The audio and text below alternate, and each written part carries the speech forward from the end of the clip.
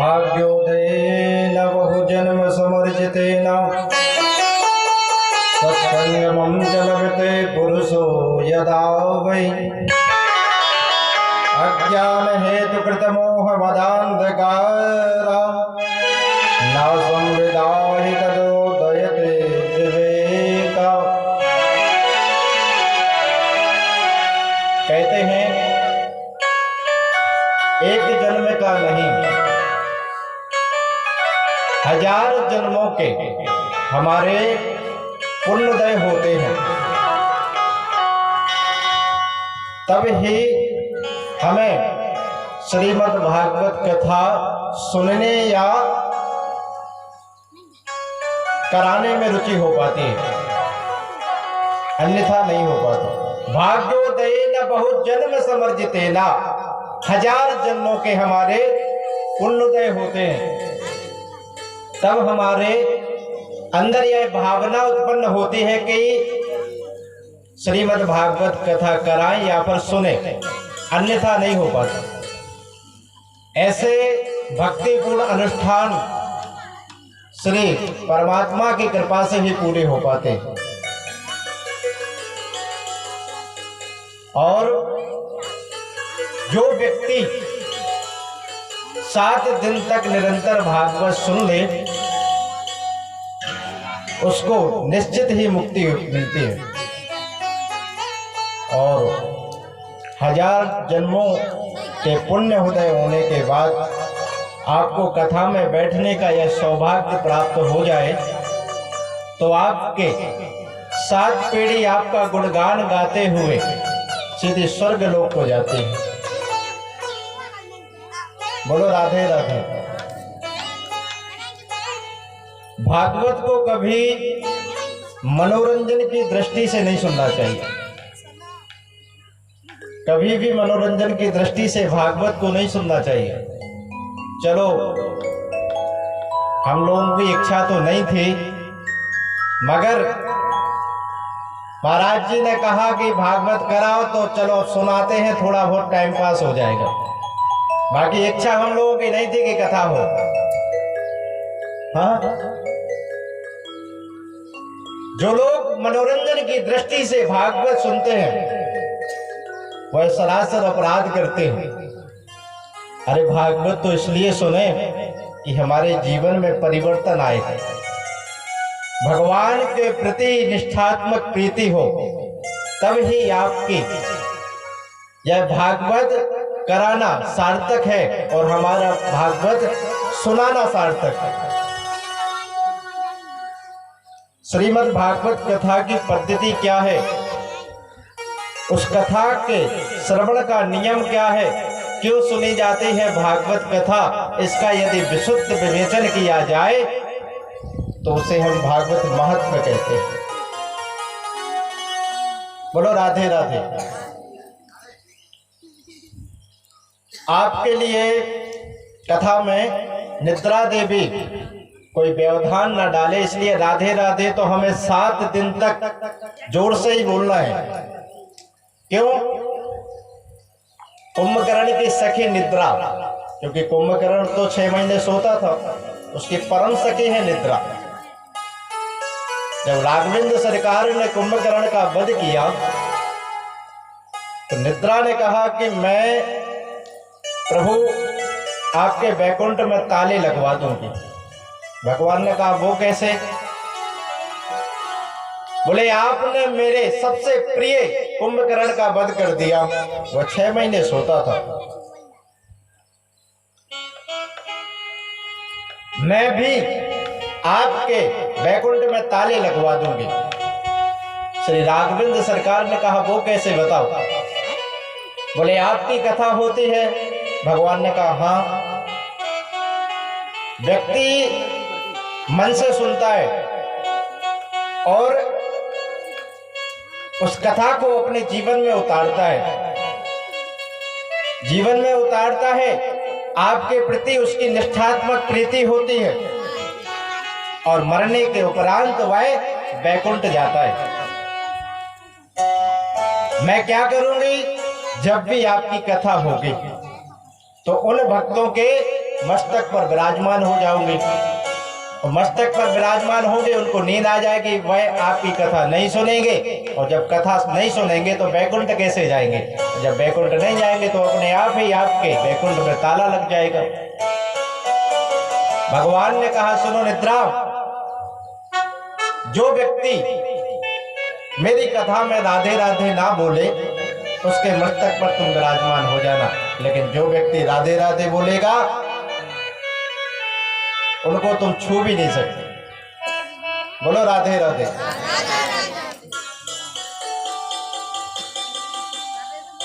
आइए भागवत के प्रथम श्लोक का श्रवण करें। सच्चिदानंद रूपाय विश्वोत्पत्त्यादि हेतवे तापत्रय विनाशाय श्री कृष्णाय वयं नमः। जीवन में तीन बातें बहुत समझने की हैं, तीन बातें बहुत समझने की हैं, सत्य, चित और आनंद। हम लोग कहते रहते हैं ना, सच्चिदानंद सच्चिदानंद, बात बात पर कहते हैं सच्चिदानंद। सत्य कहते हैं अविनाशी, अविनाशी को सत्य कहते हैं। जो पहले सत्य था, मध्य में सत्य है और अंत में सत्य ही बचता है, तो परमात्मा अविनाशी है। सृष्टि के पहले थे और सृष्टि के मध्य में है, और प्रलय होने के बाद परमात्मा ही बचते। सत्य कहते हैं अविनाशी को। दूसरी बात चित, चित यानी प्रकाश। हमको अंधेरे में कहीं जाना हो तो हमें प्रकाश की आवश्यकता पड़ती है, या हमको कोई किताब पढ़नी हो तो हमें बल्ब या ट्यूबलाइट की जरूरत पड़ती है, परंतु परमात्मा स्वयं प्रकाशमान है। परमात्मा को कभी प्रकाश की जरूरत नहीं पड़ती।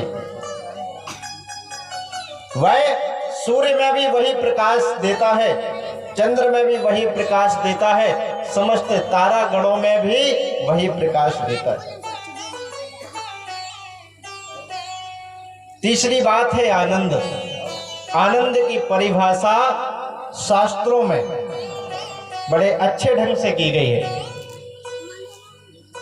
लेकिन हमने आनंद को बहुत छोटा बना दिया, बहुत छोटे में ले लिया आनंद को। वो कैसे? थोड़ी सी रसमलाई खा ली, बोले आनंद आ गया। हाँ, किसी की शादी में गए, वहां पर भोजन किए, बढ़िया रसगुल्ला बर्फी वगैरह खाई, बोले आनंद आ गया। ये आनंद, ये तो जीभ का स्वाद है, फालतू का, ये आनंद नहीं है। आनंद अंदर की बात होती है, बाहर तो होता ही नहीं। आनंद आत्मा के बोध को कहते हैं, आत्मा के ज्ञान को कहते हैं आनंद। अच्छा, सबका कुछ ना कुछ उल्टा होता है। धनवान का उल्टा निर्धन, विद्वान का उल्टा मूर्ख, लेकिन आनंद का उल्टा कुछ नहीं होता। आनंद का उल्टा परमानंद सच्चिदानंद तो कह सकते हैं, लेकिन आनंद का उल्टा कुछ नहीं होता। इसलिए परमात्मा सत्य है, परमात्मा चित है, और आनंद भी परमात्मा है। और आनंद सिंधु सुख राशि। हम लोग कृष्ण जन्मोत्सव जब आता है तो क्या कहते हैं, नंद घर क्या हुआ, नंद घर नंद हुआ, है ना। ये तो नहीं बोलते कि नंद घर छोरा हुआ, इस नंद घर लड़का हुआ। तो परमात्मा आनंद स्वरूप है। सच्चिदानंद रूपाय विश्वोत्पत्त्यादि हेतवे तापत्रय विनाशाय श्री कृष्णाय वयं नमः। जो विश्व को बनाते हैं, उसका पालन भी करते हैं, और जिनकी कृपा विलासिता से सारा संसार चलता है। तापत्रय विनाशाय, तीनों प्रकार के तापों को नष्ट करने की शक्ति जिसमें है। तीन प्रकार के ताप कौन से, दैहिक दैविक भौतिक ताप, दैहिक दैविक भौतिक ताप,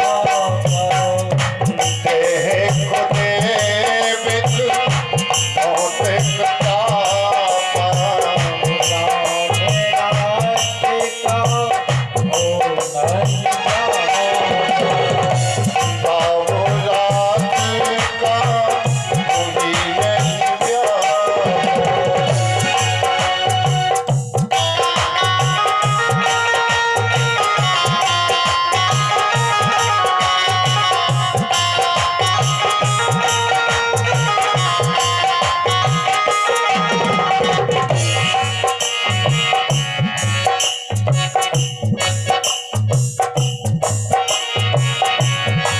तीनों प्रकार के ताप कौन से, दैहिक दैविक भौतिक ताप। राम राज्य का हो नहीं व्यापा, राम जी के राज्य में यह तीनों प्रकार के ताप नहीं होते थे। दैहिक दैविक और भौतिक, ये तीन ताप कब होते हैं व्यक्ति पर, जब तीन प्रकार के पाप होते हैं। मनसा वाचा कर्मणा, ये तीन प्रकार के जो व्यक्ति पाप करता है, उनको ये तीन प्रकार के ताप चढ़ते हैं। मनसा, मन से किया हुआ पाप। अरे देखो, ऐसे ही घूमता था, आज ट्रैक्टर हो गया, 2-4-10 एकड़ और जमीन खरीद ली। भगवान करे ये जा रहा है तो इसका एक्सीडेंट ही हो जाए, है ना। ये मन से पाप, ये मन से किया हुआ पाप है। मनसा वाचा, दूसरा प्रकार का पाप होता है वाचा, वाणी के द्वारा किया हुआ पाप। ऐसी कठोर वाणी किसी के प्रति अपने मुंह से निकल जाए कि उसकी आत्मा दुखित हो जाए, उसका पाप भी व्यक्ति को लगता है। मनसा, दूसरा वाचा, तीसरा है कर्मणा, कर्म के द्वारा किया हुआ पाप। कई लोगों को देखा, मुर्गे को लेते ऐसा मरोड़ देते, पकाकर खा जाते महाराज। हाँ, ये कर्म के द्वारा किया हुआ पाप। जब हमसे ये तीन प्रकार के पाप होते हैं, तब जाकर हमको तीन प्रकार के ताप चढ़ते हैं। कौन से, दैहिक दैविक और भौतिक। लेकिन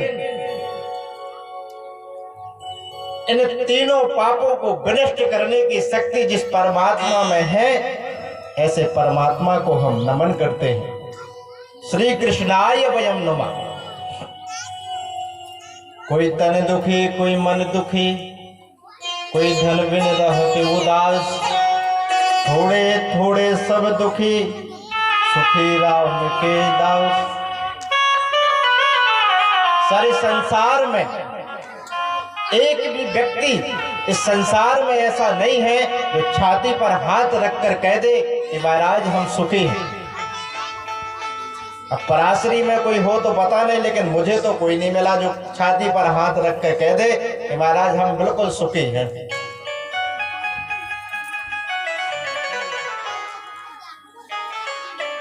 कोई तन दुखी, कैसे? हजारों लाखों करोड़ों रुपए हैं, 50-100 एकड़ जमीन है, इतनी अनंत संपत्ति के बाद भी वह भोजन में क्या खाते हैं? रूखी दाल के, रूखी रोटी के साथ में दाल का पानी। एक जगह में गया पूजन कराने के लिए, बहुत बड़े आदमी जिसकी 2-2 फैक्ट्रियां चल रही, और हम लोगों को बढ़िया भोजन कराएं। जब वो भोजन करने के लिए बैठे तो दाल का पानी और रूखा फुल्का। हमने कहा क्या बात है सेठ जी, इतनी अनंत संपत्ति और भोजन में आप ये करते हैं? बोले क्या करें महाराज, यदि रोटी घी में चुपड़ ली ना तो ब्लड प्रेशर हाई हो जाएगा, डॉक्टर ने मना कर रखा। क्या काम की ऐसी संपत्ति? ये तन के दुखी, दूसरे होते हैं मन के दुखी, किसी को किसी बात की चिंता। मन में विचार किया कि मेरा लड़के का विवाह बड़े उच्च खानदान में करूंगा, बहुत सही ढंग से इसका विवाह करूंगा और बहुत नाम होगा, बहुत सारा दहेज भी आएगा। पता चला लड़के ने नौकरानी को ले जाकर कोर्ट मैरिज कर ली। अब सोचते रहो, लड़के ने कर ली शादी, कभी बेटा नहीं सुनता, कभी बेटी नहीं सुनती, कभी पत्नी नहीं सुनती। ये मन के दुखी हैं बेचारे। तीसरे होते हैं धन बिन रहते उदास, बेचारे 8-8 घंटे काम करते हैं, 8-8 घंटे मजदूरी करते हैं, शाम को उनको 200 रुपए मिलते हैं। अब 200 रुपए में बेचारे खुद खाएं या अपनी पत्नी को खिलाएं या बच्चों को खिलाएं या अपना खर्चा उठाएं। कोई धन बिन रहत उदास। तो बोले सुखी कौन है फिर? बोले सुखी तो केवल राम के दास, सुख तो केवल गोविंद के कीर्तन में है, गोविंद के भजन में है। कबीरा सब जग निर्धना, धनवंता नहीं कोई, और धनवंता सोई जानिए जाको राम नाम धन होई। धनी तो वही है जिसके पास राम नाम का धन है, गोविंद नाम का धन जिसने कमा लिया, उससे बड़ा धनी और कोई नहीं होता। आध्यात्मिक ताप, आदि दैविक ताप, आदि भौतिक ताप, इन तीनों तापों को विनष्ट करने की जिन श्री कृष्ण में शक्ति है, ऐसे श्री कृष्ण को हम प्रणाम करते हैं। श्री कृष्णाय वयं नुमः। श्री मद्भागवत के प्रधान देवता श्री कृष्ण ही हैं, इसलिए भागवत महत्व के प्रथम श्लोक में श्री कृष्ण की वंदना की गई। आदरणीय सुखदेव जी महाराज के चरणों में प्रणाम किया। जिन आचार्य सुखदेव जन्म लेते ही वन को चल दिए, जन्म लिया, 12 वर्ष तक अपनी मां के गर्भ में रहे और मां के गर्भ में जैसे ही बाहर आए और सीधे वन को चल दिए, संन्यास ग्रहण कर लिया महाराज। पुत्र पुत्र कहते महर्षि वेदव्यास जिनके पीछे जा रहे, लेकिन उनको लौटाने का सामर्थ्य उनमें नहीं है। ऐसे सर्वभूत हृदय सुखदेव जी महाराज के चरणों में बारंबार प्रणाम करते हैं। सज्जनों, जैसे हम इस पवित्र भूमि पर बैठकर यह कथा श्रवण कर रहे हैं, ये पवित्र भूमि हो गई, क्योंकि श्रीमद् भागवत कथा जहां पर विराजमान हो जाए वह तीर्थ बन जाता है भूमि। और हम समस्त पराशरी ग्रामवासियों के भाग्योदय हुए, जो कि श्रीमद् भागवत कथा ज्ञान गंगा यज्ञ यहाँ पर चल रहा है। सभी ग्रामवासियों को एक बार फिर से राधे राधे। जिस प्रकार इस पवित्र भूमि पर हम बैठकर यह कथा श्रवण कर रहे हैं, वैसे ही परम एकांत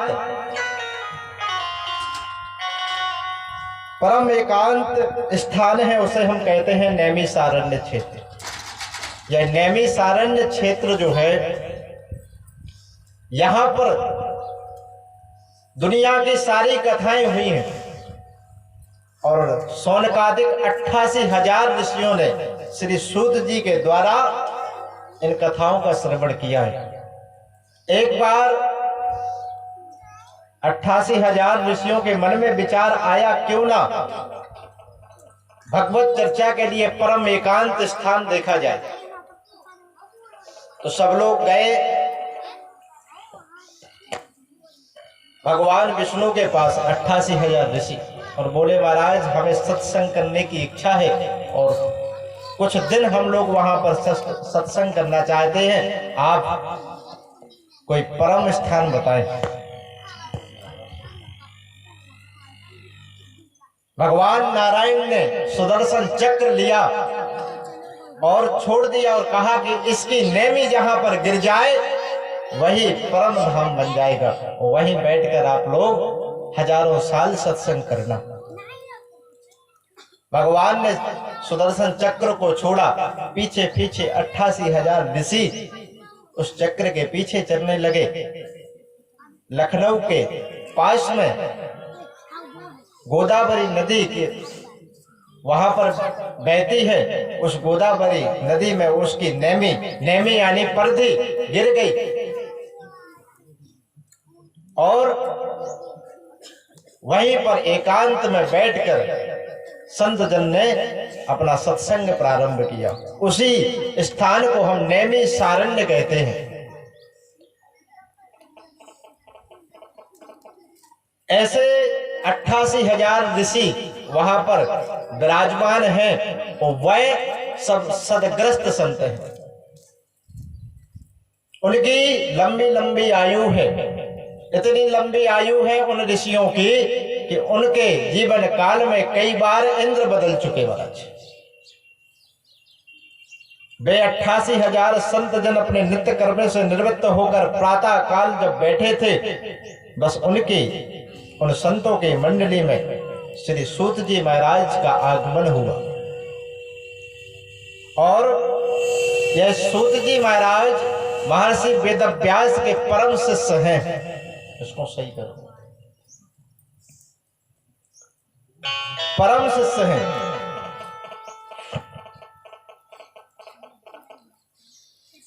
और जैसे ही सूत जी महाराज का आगमन हुआ, वह 88,000 ऋषि जन खड़े होकर उनका स्वागत करने लगे।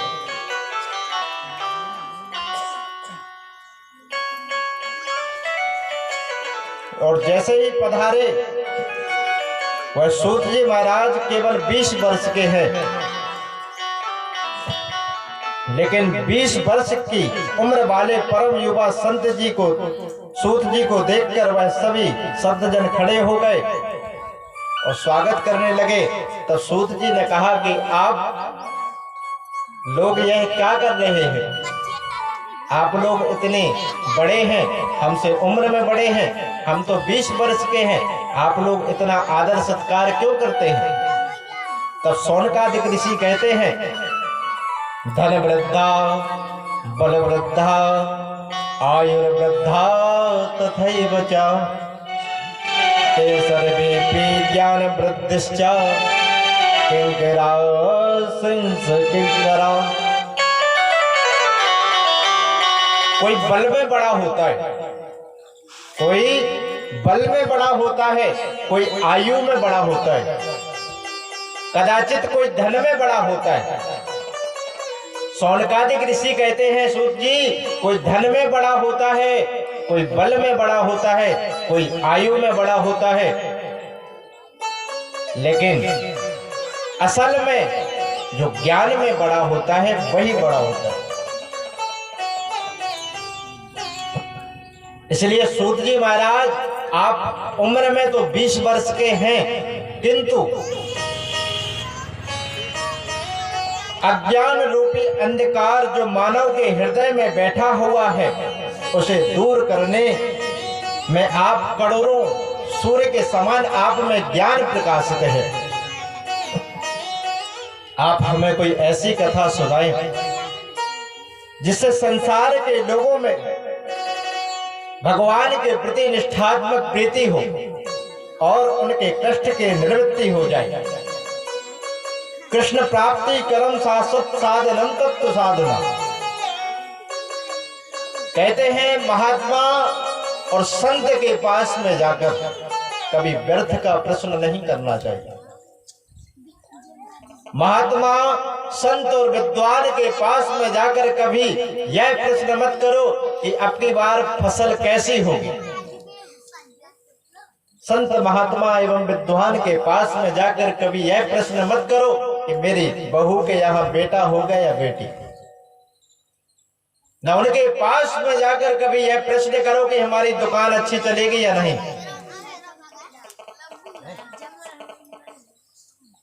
उनके पास में जाकर तो केवल एक ही प्रश्न करो कि भगवान के प्रति हमारी निष्ठात्मक प्रीति होगी कि नहीं, हमें गोविंद मिलेगा कि नहीं, हमें राम के चरण में हमारा मन लगेगा कि नहीं।